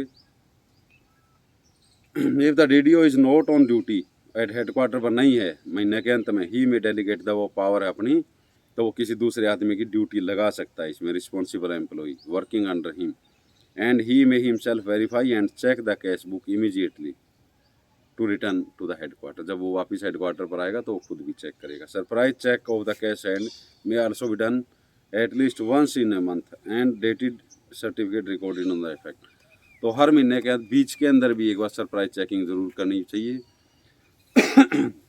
और जो कैश उसके कैश बुक के अंदर है, उसके हाथ में है, वो सारा विधान उनका करना पड़ेगा. Preparation and disposal of cheque. अब चेक को डिस्पोजल कैसे करोगे? Whenever the bill of the drawal of money is prepared and signed by DDO, it shall be got pre-audited from the internal audit, joint director as applicable. Internal audit का हो या joint director audit का जो भी हो, वहाँ से pre audit होने चाहिए. And passed on the controller for issue of one और more cheque on payment through bank transaction like RTGS etcetera as the case में required. The bill shall indicate the person और firm in whose favor of check are required to be issued payment on is to be made. तो जिसके favour में check हम करेंगे, check in favour of, वो चीज़ उसके अंदर कॉलम में उसके अंदर होनी चाहिए. बाकी किसके नाम चेक हम इशू कर रहे हैं. On receipt of cheque the from controller office, immediate arrangement should be made to deliver the check to the person concerned where the DDO check have been drawn in favor of DDO. This shall be immediately entered on the receipt side of book. अब controller से check लेके किसी firm के नाम है तो ये उस फर्म को नाम इमीडिएट उसको हैंड ओवर कर दो. अगर DDO के नाम है तो रिसिप्ट साइड में कैश बुक के आप ले लो. In order to watch the receipt of cheque from the controller office and the disposal of such cheque, a register of receipt and disposal of cheque. एक चेक रजिस्टर होता है, receipt and disposal of cheque register होता है, उसके अंदर entry उसकी ज़रूर करनी चाहिए, उसकी करनी पड़ेगी. The register should be kept up monthly to the DDO who shall him satisfy himself that there are no unnecessary delay. तो मंथली उसको DDO उसको चेक करेगा कि इसके अंदर कोई चेक एंट्री हो रही हो, चेक लेके आया और उसकी पेमेंट अभी तक नहीं हुई हो, आगे डिस्पोजल नहीं किया गया हो. ये चेक रिमेन वैलिड फॉर 3 महीने के लिए वैलिड होगा उसका RBI इंस्ट्रक्शन के through. The cheque which become time barred, अगर कोई चेक है 3 महीने से ज़्यादा अगर कोई रह गया टाइम बार हो गया, will be declared as such by the controller under intimation to the department concerned. The expenditure already booked on account of such check will be treated as deduct entry if no fresh check is required in lieu of such cancelled check by the department, and its accounts will be shown on the debit side. तो अगर वो 3 महीने तक रह गया हो और उसके बाद में अगर वो चेक दोबारा रिन्यू नहीं किया गया हो या दोबारा उसके फेवर में अगर दोबारा कोई चेक नहीं काटा गया उसको, तो उसको डेबिट साइड में ले लो आप. और इसके बाद ये दे रखा है कि बैंक लेजर, जो बैंक कंट्रोलर का जो अकाउंट है ना, कंट्रोलर के पास अगर कोई चेक कट गया हो 3 महीने तक पड़े रहा, कोई लेके नहीं गया उसका, तो ये उसका प्रोसीजर ये दे रखे है. In case of fresh cheque is required to be issue, अगर नया चेक इशू करना है तो original booking of expenditure will stand and a fresh cheque in lieu of तो ओरिजिनल बुकिंग है वो वैसी की वैसी रहने दो उसको, और एक फ्रेश चेक उसको इशू कर दो by giving cross reference on both the cheque, दोनों चेकों पर क्रॉस रेफरेंस दे दोगे। चेक बुक के अंदर जो 2-3 स्लिप होती है ना स्टार्टिंग में, उनके ऊपर जब हम डिटेल एंटर करते हैं तो वहाँ उसकी रेफरेंस दे दो कि भाई ये उस चेक के अगेंस्ट ये चेक दोबारा इशू करे हैं। The amount of such cheque will be added to in the total of the other cheque of that month in the ledger, तो जिस महीने में आगे जिस क्वार्टर के अंदर जो चेक दोबारा इशू करे तो उसके अंदर वो एंट्री कर दो। The original cheque if available will be destroyed by the DDO, तो जो डीडीओ है वो ओरिजिनल जो चेक है जो कैंसिल हुआ है, जो टाइम बार जो डीप हो गया है, तो उसको डीडीओ उसको डिस्ट्रॉय कर देगा। No fresh duplicate will be required to be prepared and got audit in such, इस अगर डुप्लीकेट इस टाइम बार चेक के लिए दोबारा चेक आपको कटवाना तो दोबारा से वोचर या प्री ऑडिट करवाने की कोई ज़रूरत नहीं है। No fresh cheque would however be issued without specific approval of controller if the old cheque declare time barred cancel was issued 3 years ago और मोर देन दैट, अगर 3 साल तक कोई चेक अगर ऐसे पढ़ा गया है, 3 साल पहले जो किया गया है, अगर 3 साल से पुराना कोई चेक है तो उसके लिए कंट्रोलर की स्पेसिफिक अप्रूवल लेनी पड़ेगी। ठीक है, 3 साल का इसके अंदर कंडीशन, अलग अलग कंडीशन के अंदर आप इस चीज़ का आप ध्यान रखना, ये सारी चीज़ें। Classification of income and expenditure from the particular recorded in the cash book register of receive and disposal of cheque, received and disposal of cheque का जो रजिस्टर है, office copies of bill and any advice of book transfers carried out by the controller, the DDO shall prepare the following statement at the end of month. Scheme wise classified statement of income और classified abstract of expenditure, तो income और expenditure का जो ये monthly statement आपको बना के ये कंट्रोलर में इसमें सबमिट करनी पड़ती है। एक तो रिकनसाइल होता है और एक जो अपनी जो इसकी इनकम स्टेटमेंट जो मंथली होती है, दोनों आप उसमें ब्रांच में है ना, कंट्रोलर के ब्रांच में, तो दोनों। The classified abstract of expenditure prepared by the office of controller should be compared by the department with their record, जो मंथली एब्स्ट्रैक्ट जो लेजर बना रखे हैं बड़े बड़े कंट्रोलर के ऊपर अकाउंट्स ब्रांच में जो हैं, उनके साथ आप मंथली अपने जो बना के जाओगे रिकनसाइल के वोचर तैयार करके लेके जाओगे और वहाँ जो वोचर है उनके साथ आप कंपेयर करोगे। Budget register, cash book, receipt and disposal of cheque, office copies of the bill and advice book of transfer etcetera, तो ये सारी चीज़ें, ये सारा रिकॉर्ड है, ये सारा रिकॉर्ड आपस में एक दूसरे के टैली करना चाहिए आपका। जो आप क्लासिफाइड एब्स्ट्रैक्ट ऑफ एक्सपेंडिचर जो रिकनसाइल की जो सीट आप प्रिपेयर करोगे तो वो आपके बजट रजिस्टर जो है उसके अंदर से ही तैयार होगा, आपके वोचर उसके सपोर्टेड होंगे, वोचर की एंट्री बजट रजिस्टर के अंदर होगी और बजट रजिस्टर के अंदर जो एंट्री है वो सारी आपकी जो कंट्रोलर के जो स्टेटमेंट है उसके साथ मैच होनी चाहिए आपकी। The DDO will furnish the following certificate to the dean director controlling by the 25th of each month, 25 तारीख तक ये करनी चाहिए और ये सर्टिफिकेट उसके नीचे दिया जाएगा। The dean directors controlling officer concern will thereafter furnish similar consolidated certificate by the controller को 30 तारीख तक ये भी चाहिए। In so far as joint scheme controlled by, अगर जो ज्वाइंट स्कीम है जो डीन डायरेक्टर और डी के द्वारा या डीआर के द्वारा इन सब के द्वारा concern such expenditure statement shall be prepared and reconciled by the controlling officer in respect of this scheme as a whole, तो अगर जो ज्वाइंट स्कीम है, प्लान नॉन प्लान की जो स्कीमें हैं, जैसी जो ज्वाइंट स्कीम है उनके अंदर, तो वो सारी उन स्कीमों का कंट्रोलिंग ऑफिसर के लेवल के ऊपर ये रिकनसाइल होगा। On receipt of the above certificate from all the dean director, सबके पास से, जब डीन डायरेक्टर के पास से जब कंट्रोलर के ऑफिस के अंदर ये सारी चीज़ आ जाएंगी, उसके बाद will certified on all the classified abstract of expenditure that the expenditure of all the scheme have been reconciled and forward to the abstract to the expenditure of JD for verification. जब सारी complete हो जाएगी तो फिर अपने auditor वहाँ बैठे रहते हैं, जैसे देखते हैं उसमें, तो फिर उनका आपस में मिलान करते हैं उनकी। It shall be responsibility of Dean Director Controlling Officer concerned to make available the hard soft copy of expenditure statement in respect of all teaching research extension scheme relating to the department working under him to the controller. तो ये responsibility dean director controlling officer की है. Controlling officer must furnish consolidated certificate. Controlling officer भी पहले तो DDO उसके अंदर certificate देगा, उसके बाद जो एक कंसोलिडेटेड सर्टिफिकेट सबके लिए एक डीन डायरेक्टर है वो भी अपनी तरफ से सर्टिफिकेट देंगे.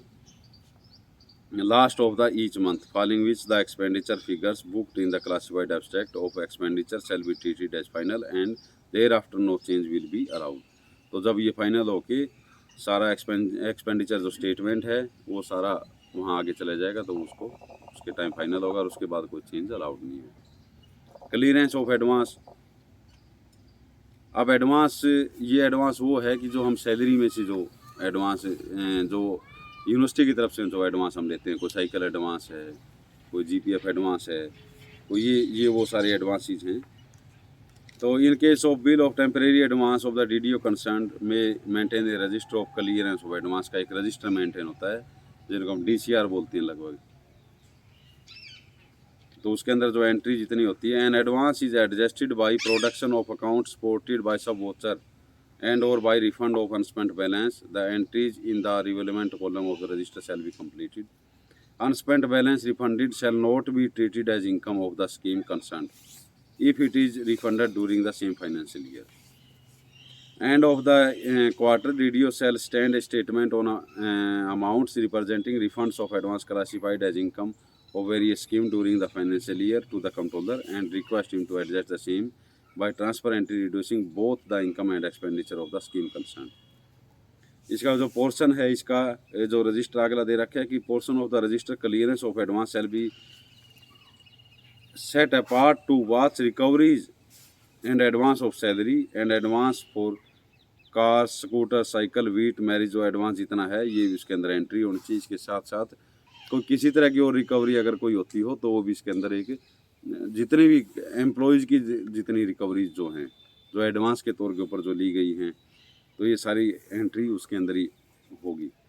At the closing of year the register shall be close and balance carried out forward. दो इसके एंड के ऊपर ये रजिस्टर क्लोज करोगे और नेक्स्ट अगला जो रजिस्टर है अगले साल का रजिस्टर वो मेंटेन करके वो नया लगा के और इसका जो बैलेंस है वो सारा उसके अंदर कैरी फॉरवर्ड करना है.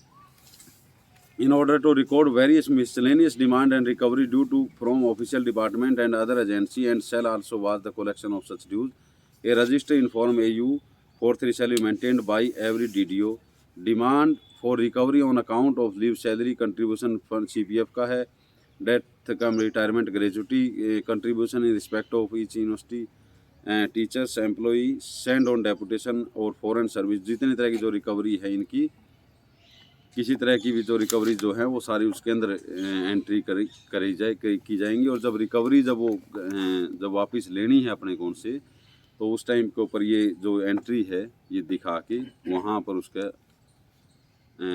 बैलेंस जो है वो नील हो जाएगा. तब उसको नो ड्यूज का अगला स्टेप उठाया जाएगा.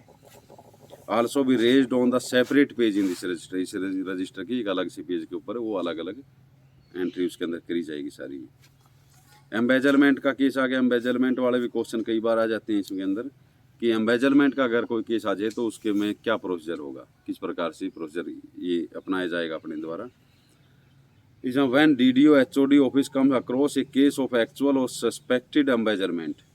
गबन का कोई केस किसी तरह का आ जाए, घोटाले का कोई केस आ जाए, डिक्लेरेशन डिफ्लेक्शन और fraud, he shall forthwith investigate a matter and immediate send a report to the comptroller. Controller को रिपोर्ट भेजेगा इन्वेस्टिगेशन अपनी करके अपने लेवल की और वो कंट्रोलर को रिपोर्ट भेजेगा and the university officer concern. और जो यूनिवर्सिटी ऑफिसर जो उसका है उसको भेजेगा. University officer concern will immediately forward the same with the his comments recommendation to the controller who shall forward it to vice chancellor के पास भेजेगा. Observation at may be necessary. Controller may if necessary conduct a further investigation before sending the report to vice chancellor. एक formal information vice chancellor को दे देगा और एक inquiry conduct करेगा और उसकी रिपोर्ट जो है वाइस चांसलर को सबमिट करेगा. However in case of theft, अगर केस थेफ्ट का चोरी का कोई केस हो तो डिपार्टमेंट और officer concern will immediately inform the security officer को इन्फॉर्म करेंगे, who will forthwith investigate the matter and send a report to Vice Chancellor within 2 days. Beside, if necessary, lodging FIR with the police. FIR की जरूरत पड़ेगी तो FIR करवाएगा, और जो इसके अपने लेवल पर इंक्वायरी करे, इंक्वायरी करके वाइस चांसलर को 2 दिन के अंदर रिपोर्ट सबमिट करेगा वो। सिक्योरिटी डिपॉजिट है, where an employee is required to furnish security the DDO shall see। Security deposit कहाँ होती है? जहाँ कोई वर्क के अगेंस्ट है, कोई हमने काम करवाया है, कोई और ऐसी चीज़ करवानी है, तो उसकी अगेंस्ट की इसने काम अच्छा किया है, उसके एवज में वो सिक्योरिटी ले लेते हैं कुछ परसेंटेज उस वर्क की, कि सिक्योरिटी हमने ये रख ली, आपका काम ठीक है तो ठीक है, 2 साल का 3 साल का जितना उसकी टर्म होती है, इतना काम ठीक ठाक है तो ठीक है अपने पास, वो नहीं अदरवाइज ठीक है तो उसको वापस दे दिया, अगर ठीक नहीं है तो उसके अंदर कुछ पेनल्टी उसको लगा देती है उस चीज़ में। तो ये उसकी एक सिक्योरिटी होती है उस वर्क के अगेंस्ट। तो इसके दे रखे on account of register of security, इसका एक रजिस्टर बनाना है। Such security shall if not in cash be in the form of pledge securities, fixed deposit और saving bank account. In such case the employee shall have to furnish a security bond on a non judicial stamp of requisite value of form prescribed in consultation with the legal adviser. Legal adviser से consult लेके एक form prescribed format है, उसके अंदर non judicial stamp के ऊपर कोई ऐसा सिक्योरिटी बॉन्ड है वो भी इसके अंदर ले सकते हैं। Are police security, fix deposit और bank pass book shall maintain in custody of the office of cashier. Are security bonds in the custody of DDO। तो इस तरह के FD है, कोई सिक्योरिटी है और बैंक पासबुक है, वो कस्टडी किसके रखने? कैशियर की कस्टडी में रहेगी, और सिक्योरिटी बॉन्ड्स जितने हैं वो इसकी DDO की कस्टडी में रहेगी। तो ये DDO का था। अब पे एंड अलाउंस का आ गया है अगला चैप्टर, नेक्स्ट 5th चैप्टर है। For each employees there shall be service book. सबसे पहले सर्विस बुक है, ये सभी जितने कर्मचारी उनकी एक सर्विस बुक होगी। सर्विस बुक के अंदर क्या क्या डिटेल होंगी? ये देरा कंप्लीट बायोडाटा उसका होगा, detail of certificate, nomination and detail of family members की होगी। प्रीवियस क्वालिफाइंग सर्विस और फॉरेन सर्विस को कहीं गया तो वो एंट्री इसके अंदर करनी है। History of service events, record of verification of service, record of entry of LTC, record of loan and advance taken by the employee, comments of internal audit, leave account इसके अंदर जो है in respect of earned leave, half pay leave की entry इसके अंदर, maternity leave की entry है, child adoption leave और पैटर्निटी लीव की है, चाइल्ड केयर लीव की है, एक्स्ट्रा ऑर्डिनरी लीव है, UL और any other kind of leave, जो छुट्टियां हैं, जो कोई भी छुट्टी किसी तरह ले उसकी एंट्री इसके अंदर, ये एंट्री इसके अंदर देनी होनी चाहिए। कमेंट क्या सही इंटरनल ऑडिट की? इंटरनल ऑडिट के कमेंट कोई पे फिक्सेशन का है, कोई और है, सारी ये चीज़ें।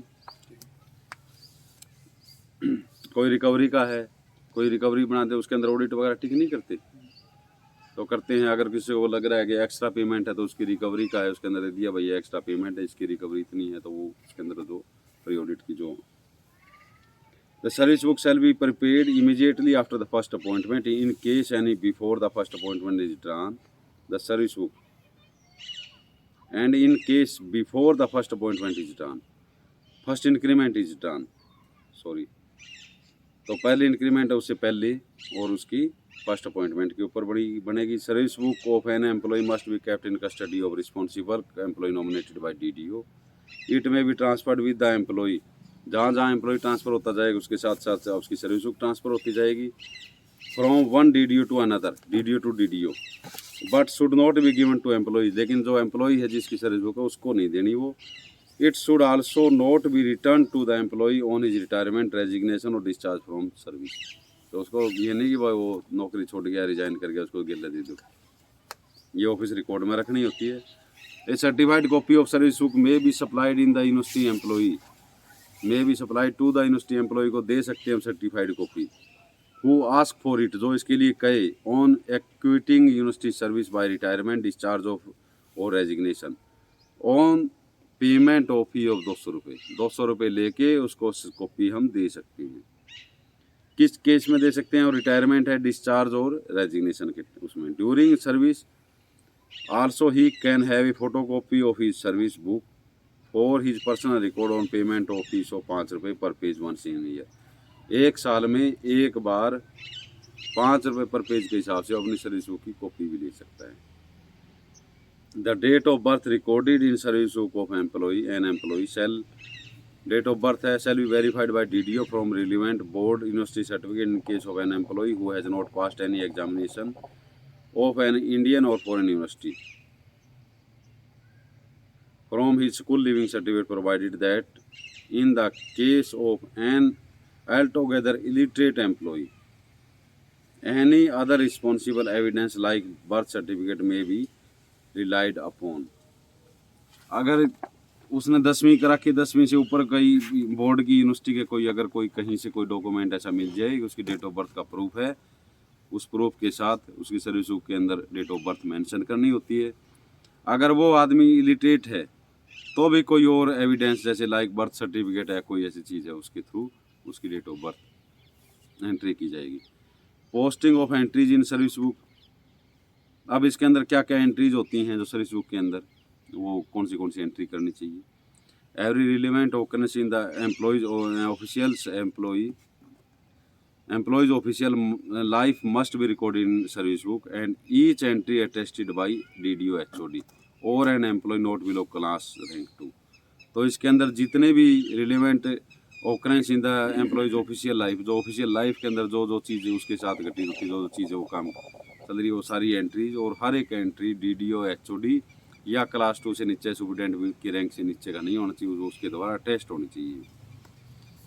However the case of DDO head of the department shall be referred to the controlling officer for scrutiny and attestation of such entry in their service book by them or any other officer not below rank of superintendent of his office. If authorized by them, case of controlling officer shall be referred to comptroller for scrutiny and attestation of such entries in their service book by the assistant comptroller, doubly authorized by the comptroller. तो ये आगे service book इसमें दे रखा है। In case of DDO head department shall भी वो referred करेगा कंट्रोलिंग ऑफिसर को सिक्योरिटी एंड सिक्योरिटी के लिए सर्विस बुक के लिए और उसको अटेस्टेशन के लिए, और वो आगे फिर कंट्रोलर को भेजेगा, वहाँ से वो अटेस्ट हो के आएगी। Service book is a contemporary record in the minute detail of an employees official career, उसकी सारी डिटेल उसके अंदर होती है सर्विस बुक के अंदर। Every period of suspension from employment and other interruption in service should be noted with full detail of duration etc. Suspension का हो या कोई किसी तरह की कोई और भी इंटरप्शन जो भी हो, मतलब कोई वार्निंग होगी हो उसको, या कोई इसकी किसी तरह की जो इंक्रीमेंट विदहोल्ड का हो, कोई किसी तरह की कोई इस तरह जो चीज़ जो भी होगी वो सारी चीज़ उसके अंदर एंट्री होगी। By written entry across the page and attested by DDO, an employee not below the rank of, इसके द्वारा सुपरिटेंडेंट है उसके द्वारा वो ऑथराइज होगी और DDO है वो अटेस्ट करेगा उस चीज़ को, सारी चीज़ को, जो भी एंट्री इस तरह की होगी। Personal certificate of character may not be entered in service book, personal character है उसका, उसको सर्विस बुक में एंट्री नहीं करनी। But if an employee is reduced to the lower post, the cause of the reduction should always briefly be stated, thus reduction for inefficiency, reduction owing to revision of establishment etc. तो अगर किसी की revert कोई कर्मचारी अगर होता हो तो उसकी पूरी डिटेल एंट्री उसके अंदर एंट्री करनी पड़ती है। DDO should permit an employee to examine his service book, तो अपनी सर्विस बुक देखने के लिए DDO उसको परमिशन दे सकता है, if he at any time desire, जब भी वो चाहिए। If any condition are attach to be appointment, कोई कंडीशन है अपॉइंटमेंट की, वो सारी उसके अंदर एक पेज के ऊपर सारी उसके अंदर इंडिकेट करनी पड़ेगी। When an employee proceed on leave, पर छुट्टियों पर जा रहे हैं, suitable entry of leave showing the nature of leave should be made in prescribed column and entries in leave account completely, तो उसकी एंट्री करनी पड़ेगी। तो ये इसकी क्वेश्चन है ना, इस तरह की ये सारे क्वेश्चन ये बनते हैं इसमें कि सर्विस बुक के अंदर एंट्रीज कौन सी एंट्री होती हैं, कौन सी नहीं होती है, ये सारी चीज़ें आपको ये ध्यान रखनी पड़ेगी। तो ये DDO वाला चैप्टर है, थोड़ा सा ये इसका जो अपना पे एंड अलाउंस का जो चैप्टर है इसके बारे में, और DDO का जो चैप्टर है ये वो बजट का चैप्टर है, सब स्कीम का है। ये जो चैप्टर इस तरह है कि ये इम्पोर्टेंट से चैप्टर हैं, बाकी तो ये काम रूटीन में जो चलती रहती है सारी चीज़ें। ये अपने जो लेवल क्लर्क के जो मिनिस्टर स्टाफ का जो लाइन है उसके लिए बहुत इंपॉर्टेंट चीज़ है। और ये वैसे भी लाइफ में अपनी सर्विस जब तक चलती रहेगी इतने सारी यूज होने वाली चीज़ें, काम आने वाली चीज़ें सारी। तो in case of employee if there is a broken period, अगर बीच का कोई पीरियड है, कोई ऐसा पीरियड हो जिसमें गैप आ रहा हो, सर्विस गैप हो, तो वो सारी इसके अंदर एंट्रीज होगी। ग्रांट ऑफ एनुअल इंक्रीमेंट है या बेनियर इंक्रीमेंट कोई है और any other reason DDO shall concern, तो ये मतलब सारी उसके अंदर एंट्री होगी। इसके अंदर एक अंडर नोट और था 6 का, is required to record a certificate in service book of the employee after every 3 years in the month of April at the time of transfer to another department. All kind of leave availed by इतना up to इतने और record in service book and account in for the leave account maintain. तो हर 3 साल के अंदर एक certificate देना होता है उसका, अप्रैल के महीने के अंदर, या बीच में कहीं ट्रांसफ़र हो जाए किसी दूसरे डिपार्टमेंट में तो भी, कि उसके all kind of leave have been entered in service book. भाई ये सारी जो लीव की उसका रिकॉर्ड प्रॉपर है, उसका उसके सर्विस वेरीफाई का ये सर्टिफिकेट उसके अंदर हर 3 साल के अंदर एक बार देना होता है और सर्विस बुक अटेस्ट करती है। ऑल कंसर्न्ड ऑफिस और other office department where the posting of deputy registrar, deputy controller, assistant registrar, WO superintendent जहाँ है, they will approve and verify all such case of pay fixation of teacher non teaching employee on account of provision of pay scale, promotion, grant of ECP. तो जिन controlling officer के अंदर, controlling office जितने भी हैं या कोई department डालो कहीं भी लगा लो, जहाँ सुप्रिटेंडेंट या सुप्रिटेंडेंट से ऊपर की कोई पोस्ट हो मिनिस्ट्रियल कैडर की, तो उस डिपार्टमेंट का, उसके अंडर जितने डिपार्टमेंट है उसके कंट्रोल के अंदर जो हैं उनकी जो पे फिक्सेशन का है, चाहे वो इंक्रीमेंट का हो, चाहे वो एसीपी लगी हो, चाहे उसकी प्रमोशन हो, या किसी तरह की भी अगर उसकी वो चीज़ हैं तो वो केस अप्रूव वही कर देंगे सुप्रिटेंडेंट उसके लेवल की। इन केस अगर कोई सुप्रिटेंडेंट वगैरह ऐसा ना हो कंट्रोलिंग ऑफिसर में, तो उस केस के अंदर ये सारे केस फिर आगे कंट्रोलर ऑफिस को भेजनी पड़ती है। एलिजिबिलिटी सर्टिफिकेट देते हैं एसीपी के अंदर, तो उस केस के अंदर भी वहाँ भेजनी पड़ती है। तो इसके अंदर ये दे रखा है कि प्रमोशन, ग्रांट, स्टेपिंग अप का सारा ये चीज़ है, टीचिंग, रिसर्च, एक्सटेंशन कोई भी हो किसी स्कीम का हो, in which the employee is working, however where the pay fixation approved by them is contested by the official teacher concerned or objected by the audit or where any doubt is felt, in such case will be referred to the controller। जहाँ doubt लगे किसी तरह का भी तो controller को forward करना है आगे। Further where there is no such post, जहाँ ये पोस्ट ना हो तो ये सारे कंट्रोलर ऑफिस में फिक्सेशन के लिए केस भेजनी पड़ती है। या प्रिपरेशन ऑफ पे बिल का आ गया, तो पे बिल के साथ साथ आजकल ईआरपी भी चल रही है, तो ये फॉर्म इसका दे रखे है पहले, अब आजकल वही फॉर्म सारा ईआरपी के अंदर भी फॉर्म तो वही निकल रहा है सारा। कंसर्न डीडीओ, पे बिल किसके बारे में प्रिपेयर कौन करेगा? DDO, controlling officer. Pay bills shall be prepared in form इतना and signed by DDO concern office of controlling officer. पहले हेड लेवल पर था, डिपार्टमेंट लेवल पर था, ईआरपी आने के बाद में सारा कंट्रोलिंग ऑफिसर लेवल के ऊपर ही सारा कर दिया है।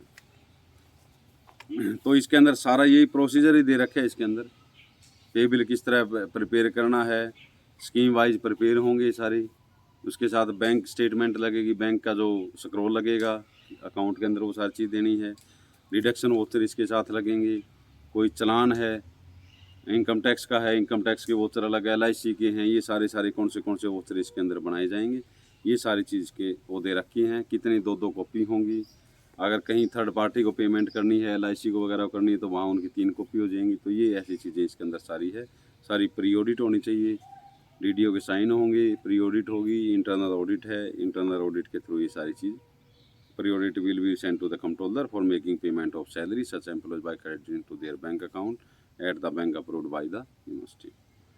अपार्ट फ्रॉम द, इसका अंडर नोट 1 है कि all other payments viz leave encashment, gratuity, TA, medical reimbursement etc. will also be deposited into the bank account of the employee. These payment will not be made in cash by the university employee। ठीक है, ये सारा bank account के अंदर ही जाएगा, cash तो अब किसी को देना ही नहीं है। कॉलम नंबर इसका नोट 2 है In case any payment has not been credited to the bank account of the concerned employee, such employee should file a complaint to the respective head of the department and controlling officer within 2 months. In case no complaint is filed within the stipulated period, it will be presumed that भाई उसने payment मिल गई है। 2 महीने के अंदर कोई complaint नहीं देता हो तो ये समझा जाएगा कि उसको वो सारी पेमेंट हो चुकी है।